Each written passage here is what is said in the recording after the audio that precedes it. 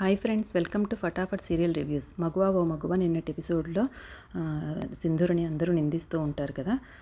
అవన్నంతసేపు విని చెంచలమ్మ అందరి మీద కోప్పడుతుంది. తర్వాత వాడెవడో వచ్చి నా కోడలి మీద లేనిపోనివి చెప్తే నేను నమ్మాలా? నా కోడలి మీద నాకు నమ్మకం ఉంది, నా కోడలు చెప్పిందే నేను నమ్ముతున్నాను అని చెప్తుంది. అప్పుడు చాముండి వాళ్ళమ్మ ఏదో అనబోతుంది. అప్పుడు తననేం మాట్లాడనివ్వకుండా, నీకు కూడా ఒక వయసు వచ్చిన కూతురు ఉంది, రేపు నీ కూతురు గురించి ఎవరైనా ఇలాగే మాట్లాడితే నువ్వు ఊరుకుంటావా అని ఎదురు ప్రశ్నిస్తుంది చెంచలమ్మ. కళ్ళతో చూసింది చెవులతో వినింది నమ్మడానికి బుద్ధి అనేది ఒకటి ఉంటుంది, నీ బుద్ధిని ఏమన్నా చెత్తకుప్పలో వేసావా అని చాముండి వాళ్ళమ్మని బాగా కోప్పడి అరుస్తుంది చెంచలమ్మ. తర్వాత చాముండి వైపు చూస్తూ, ఆడపిల్లకు ఉండాల్సింది అణకువ, దురుస్తనం కాదు, నీలాంటి అణకువ లేని వాళ్ళే ఇలా దురుసుగా మాట్లాడతారని చాముండికి కూడా వార్నింగ్ ఇస్తుంది. అలా అందరినీ పంపించేసి సింధూరతో మాట్లాడుతుంది. జరిగిందేదో జరిగిపోయింది, ఇవన్నీ ఏం మనసులో పెట్టుకోవద్దు, రేపు పెళ్ళి ఉంది, వెళ్ళి ప్రశాంతంగా పడుకోమ్మా అని చెప్తుంది. తర్వాత జులాయి రవిబాబు చాముండి మాట్లాడుకుంటూ ఉంటారనమాట. 2 రోజులు కష్టపడి బుర్రపాడు చేసుకుని వేసిన ప్లాన్ అంతా ఫెయిల్ అయిపోయింది. అయినా చెంచలమ్మ పెద్దమ్మకు సింధూర తప్పు చేయదని అంత నమ్మకం ఏంటి అని వాళ్ళు ఆలోచిస్తూ ఉంటారు. చెంచలమ్మ పెద్దమ్మ ప్లేస్లో వేరే అత్త ఉన్నా కూడా కాబోయే కోడల మీద ఇలాంటి నింద పడినప్పుడు మెడపట్టి గెంటేసి ఉండేది అని వాళ్ళు ఇలా ఎందుకు పెద్దమ్మ నమ్ముతోంది అనేసి వాళ్ళిద్దరూ ఆలోచించుకుంటూ ఉంటారు. తర్వాత నెక్స్ట్ సీన్లో చెంచలమ్మ గదిలో చెంచలమ్మ తన భర్త ఇద్దరు కూర్చొని జరిగిందంతా ఆలోచించుకుంటూ కళ్ళు మూసుకొని బాధపడుతూ ఆలోచిస్తూ ఉంటారు. తర్వాత సింధూర మెల్లగా వాళ్ళ దగ్గరకు వచ్చి వాళ్ళ అత్తమ్మ కాళ్ళ దగ్గర కూర్చొని తన చెయ్యి మీద చెయ్యి పెట్టి అత్తమ్మ అని పిలుస్తుంది.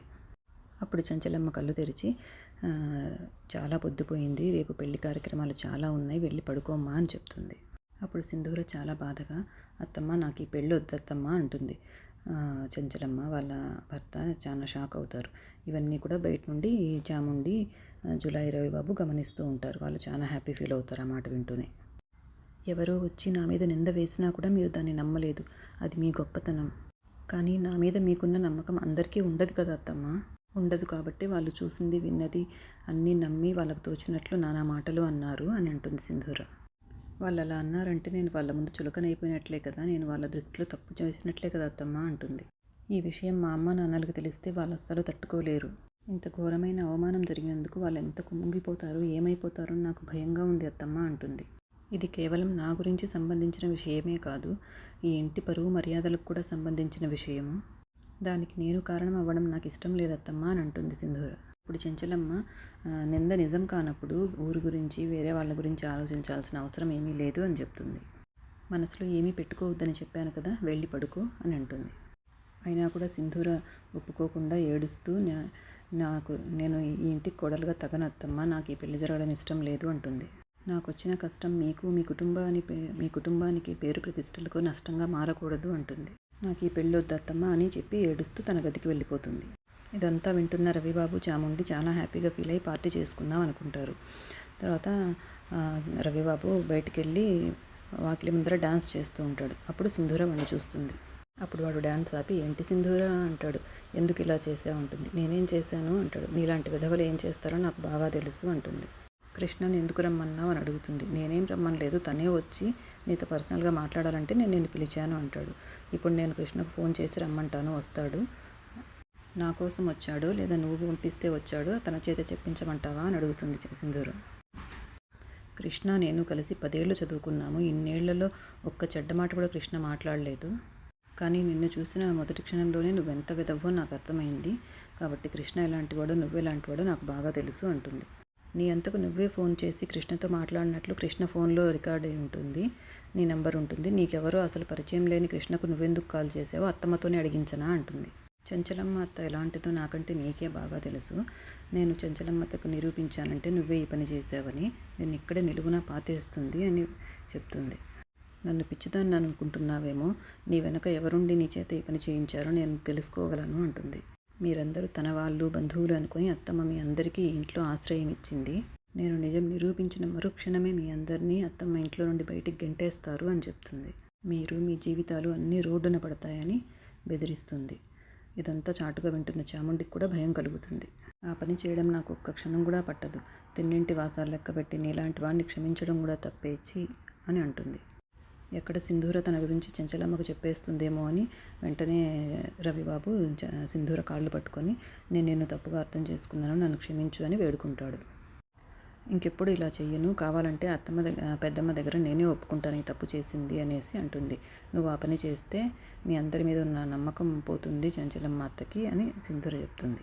నీలాంటి కొడుకును కన్నందుకు మీ అమ్మా నాన్నలు కూడా తలదించుకోవాల్సి వస్తుంది.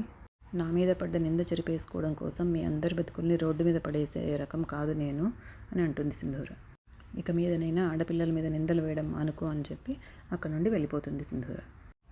సింధూర ఏదో పల్లెటూరి పిల్ల, ఏం చేసినా ఎవరు అడగరు, మనం ఏం చేసినా తను తెలుసుకోలేదు, తెలివితేటలు లేవు అని ఇద్దరు చాముండి రవిబాబు అనుకున్నారు.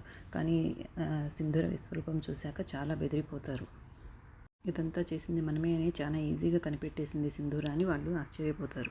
ఇక నెక్స్ట్ సీన్లో విజయం ఇంటి నుండి చాలా ఆలస్యంగా కార్తికేయ ఇంటికి వస్తాడనమాట. ఇంటికి వచ్చి తలుపు తీసుకొని లోపలికి వస్తాడు. ఇంతలో బసవ కాసుకొని ఉంటాడు